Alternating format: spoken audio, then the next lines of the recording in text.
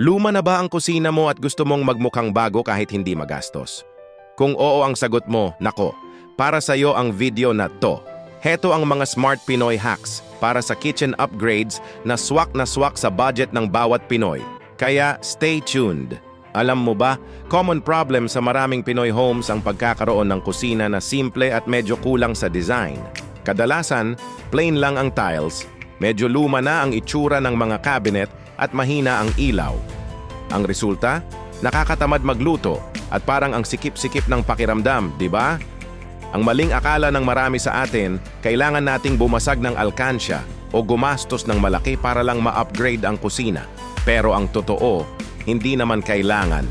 Ngayon, ibabahagi ko sa inyo ang mga sikretong Smart Pinoy Kitchen Upgrade Hacks na magpapabago ng itsura ng kusina ninyo nang hindi mabubutas ang bulsa. Ready ka na ba? Una, bigyan natin ng pansin ang mga cabinet.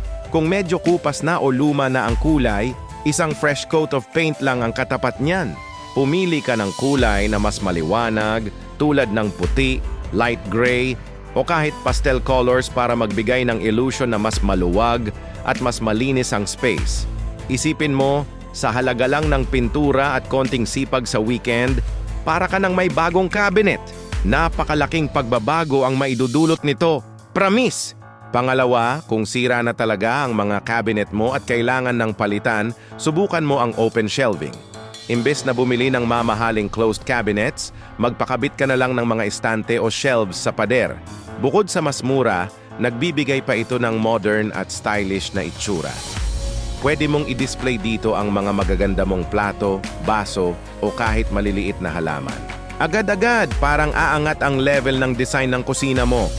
Pangatlo, pag-usapan natin ang ilaw. Madalas, ito ang nakakalimutan pero napakahalaga nito sa ambience ng kusina.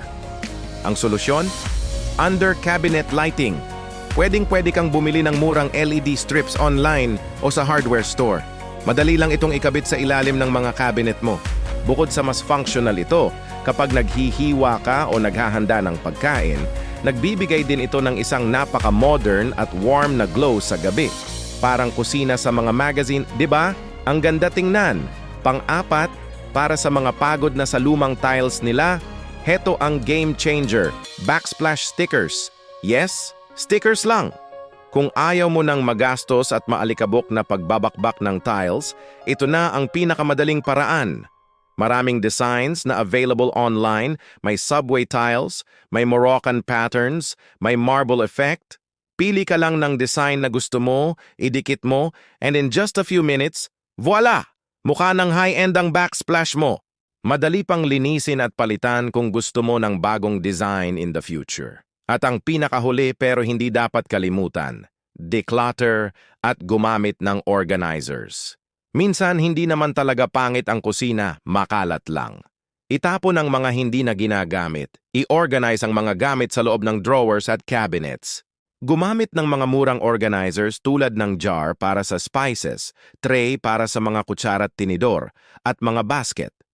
Kapag malinis at organisado ang kusina, mas masarap magluto at mas magaan sa pakiramdam.